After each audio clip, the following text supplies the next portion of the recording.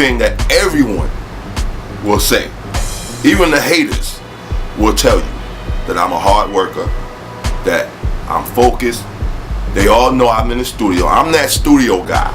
Like every neighborhood has that one or two guys or girls or whoever that's always in the studio, always going to parties, always got a flyer in their hand. When you see them, yo, what's good? Yo, this party, or yo, this studio session, or yo, this show, or yo, I just came from doing this play, or I just came from doing this video shoot, or I just came from doing something. Every neighborhood has that one person, male or female, that's always doing something. In my neighborhood, I'm that person. People know it already. I'm that dude. So, you know, I got friends of mine who got kids that want to get into music. They come to me. Yo, Firan, my son wants to be a rapper, or my daughter wants to be a singer. I'll bring them to the studio. You know what I'm saying? They already know. Or go to Firan because Firan going to take care of them. You know what I'm saying? So, you know, to answer that question, you know, what would they say about me? They'll say that Firan's a hard worker, he's focused, and he's not going to let nothing stop him above all else. Now, outside of that, personal opinions, it depends on who you're talking to. It depends on who you ask. In the pain, we lusting for the fame, trying to get the hell out, cause ain't nothing here to gain. Night times when the fiends emerge, the screens are blurred from all the various dreams deferred. I'm seeing shorties swing their hips, the thugs in their whips, single mothers competing with the Bloods and the Crips. The tacky building more jails than schools. He got our inner city youth curtailed as fools. Disagree all you want, but before you start to offer your bid, come and take a walk with the kid, so I can show you what I see in my hood. Like everything else, when I first finished high school, I went to the military. I went to the Marines, you know what I'm saying? And you know, I was a rebel growing up. I started doing music actually in the military. You know, I did my first show, my first live show. It was in Okinawa, Japan. You know, that's when I first started. At first I was a rapper doing my rapping thing and all that. You know, I came up in the golden era of hip hop. You know, Big Daddy Kane, KRS-One, Coogee Rap, that whole era, the late '80s era. You know, stuff like that. Shout out to my man Just Ice. You know what I'm saying? And so I was able to see things going on. And then like fast forward a couple years later to the early '90s, I was there for that whole. You know, I was able to sit there and watch that whole situation take place, that whole era. You know what I'm saying? That's around the time when I first met DMX. You know what I'm saying? He was coming up that time too. It was a real creative time period. So that's when I kind of latched on to everything, and that kind of helped my personality and trying to shape who I am and what I wanted to do. Because there was a time period in my life, in my youth, that I didn't know what I wanted. I didn't know what I wanted to do. And then as I started to listen to the rappers and move through the different eras, I started to see like, you know, this is hip hop. This is what I want to do. You know what I'm saying? So from there, that kind of gave me a direction. Like I knew I wanted to do music in some kind of capacity, but I just didn't know what it really was. And then I started rapping, which kind of like, okay, that's what I want to do.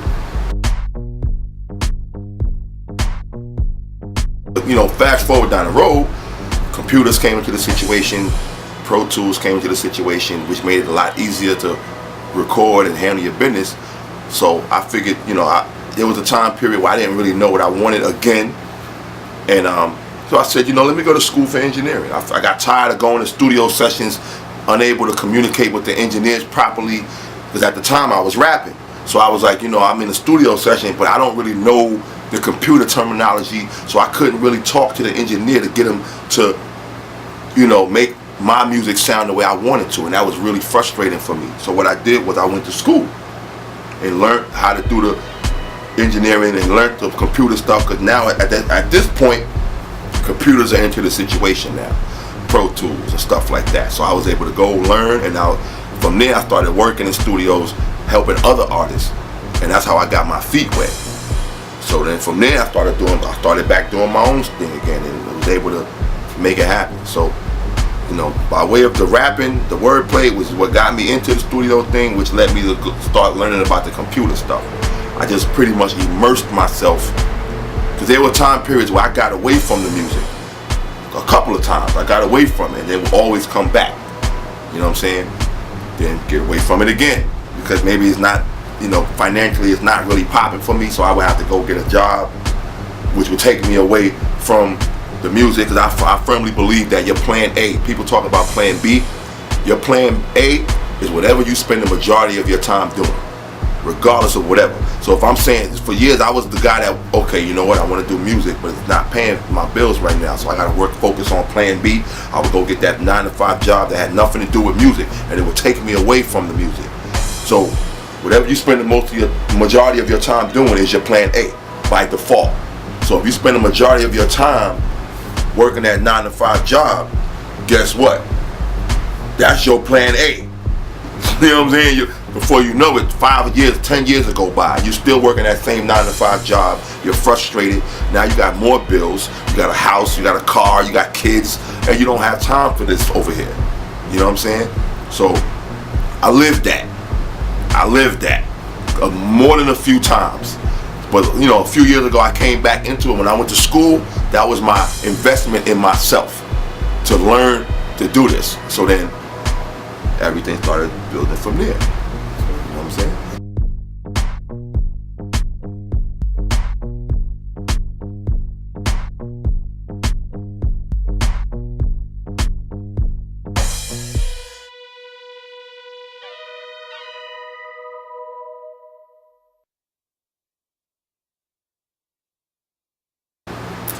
Well, I think acting for me comes natural, because I'm just, like, everybody that knows me, like all my exes, they'll tell you, oh, he's so dramatic. Whatever. You know what I'm saying? I'm just the type of person where it's just a natural progression. I didn't start off as an actor. I started off as a rapper. You know what I'm saying? Then I evolved into a producer, which I evolved into, well, actually it was rapping first, then I evolved into an recording engineer. Then from there I evolved into, I put the rapping to the side, I started songwriting, you know what I'm saying? Which took on a life of its own. Then came the production. A friend of mine gave me some musical computer equipment that makes for making beats, and I just took it from there, and which also in turn led to the acting thing, I went to a couple of auditions, that people liked what they saw. I got casted for a couple of plays. Got casted for a couple of, this year I did a couple CBS TV shows, Blue Bloods with Tom Selleck. I'm getting ready to do that again. I did a CBS pilot, executive produced by Robert De Niro, called Rookies. I did like 2 plays. I'm doing my second play right now, casting in that. So, I'm making my moves quietly, not trying to do everything at once. But I'm definitely moving into the forefront of my acting thing. I'm ready to dive deep into that as well. You know what I'm saying? Make that an integral part of what I do. Well, in the play, like you said, I play a character called Dino. The play is about domestic violence. Now, we all know domestic violence is very prevalent in this. It's holding you, not going to pay your bills. It's not gonna let you drive that Benz parked outside. And it shows how they gonna get this mop done on top of your head every week. So that's what this relationship is to you, money.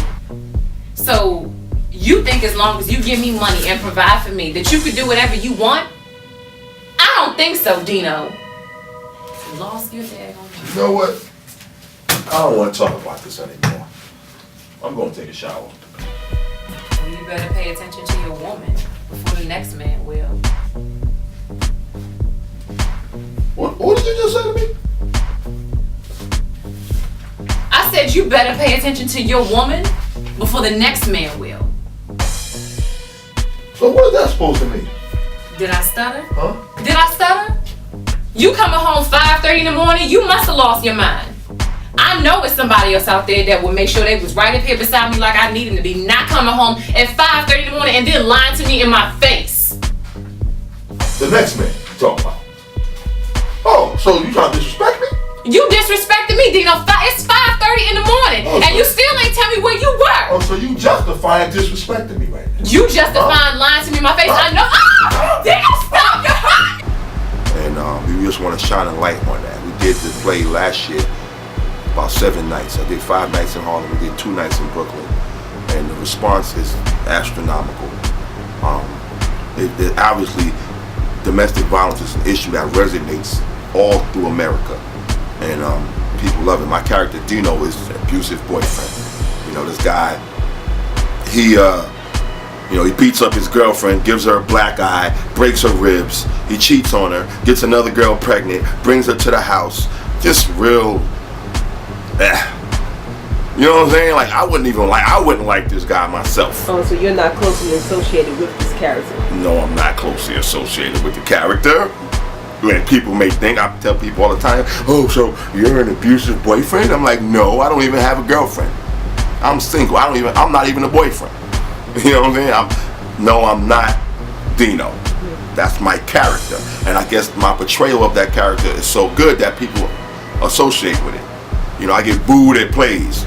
You know, at the end of the play, they announce everybody. They announce me, I get booed.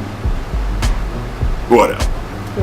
So, how do you dig deep to become a character that's your complete opposite? Do you research the character? Do you observe others? Well, you know, that type of character is not really something that you have to really research too much. You know, I'm playing a guy who beats up his girlfriend. Not a whole lot of research to that. You know what I'm saying? Like, you know. I know, but some people aren't convinced that it looks fake. That's true. Well, me, I'm passionate at whatever I do. Okay, whether it be studio, whether it be, I'm the guy that in the studio I could be up all night doing edits. So, if I'm acting, I'm gonna bring that same passion to what I do. Okay, as far as advice goes, man, my thing is just be true to yourself. Okay, be true to yourself. Understand that nothing in this world comes without sacrifice. You have to be willing to sacrifice. The question is, how much are you willing to sacrifice to reach your goals? Okay? And if you don't know what it is you want to do, and you're still trying to find your way, what is it do I want to do? The best place to start is helping somebody. Whatever it is you want to do, as long as it helps people and you're not hurting anyone, that's a good place to start right there. Okay? Start helping people. Russell Simmons told me that. He said, you wake up and you think, how can I help people? Because what it is that when you become a person who helps people, then what happens is that starts to become what you're known for helping people. You want to have two people in the same room that you helped. Like, I love it when people come to me like, yo, Firan, what's up? And I'm like, yo, what's good? Where do I know you from? And they're like, oh, you don't remember like 4 or 5 years ago, you helped me do this, you put me onto this, and that helped me. I like stuff like that. You know what I'm saying? You want to be known for helping people. You may forget. They won't forget. You know what I'm saying? There's a saying that goes, a person may forget what you said, but they'll never forget how you made them feel. They'll never forget how your words made them feel. So instead of breaking people down and being, treating people the wrong way and being known for that, be known for treating people with respect. Be known for treating people with kindness. Be known for that because it gets you a lot further. Somebody that you might have helped 6, 7 years ago may be in a position now to help you. You understand what I'm saying? But if you treated this person real bad 7 years ago and now they're in a position to help you, do you think they're going to help you? No. And always understand that people are watching you. So always treat people with respect and kindness. That way when you do that, you can demand it from others. I love all of y'all. Shout out to TME Studios, DJ Fred Once. Shout out to my man Archie McNair. Love doesn't hurt. You know what I'm saying? The stage play about domestic violence. And shout out to everybody. Shout out to my friend Nicole Brito. She's a songwriter. I'm working with her. Raina Armour. Ramil. Shout out to Ramil. What up? What's going on? Millhouse Entertainment out in Texas. Just shout out to everybody, man. Everybody that shows love, man. Shout out to my moms for holding me down. My mother, I love you. Shout out to Central Casting for giving me these gigs, these TV show gigs. Wow. Life is good, man. Life is good. That's why you gotta look at it like life is good. If you can wake up every day and have a reason to smile, that's what matters. Alright? I love y'all. Shout out to Shantae Cannon for doing this interview. Appreciate her. Shout out to everybody, man. Shout out to Recognition Magazine, okay, for showing me love doing this interview. I love you for that. Much appreciated. Much love. You know, shout out to Little Wild. Little Wild, what up? I see you. I see that video. I be seeing that video, yo. Word up.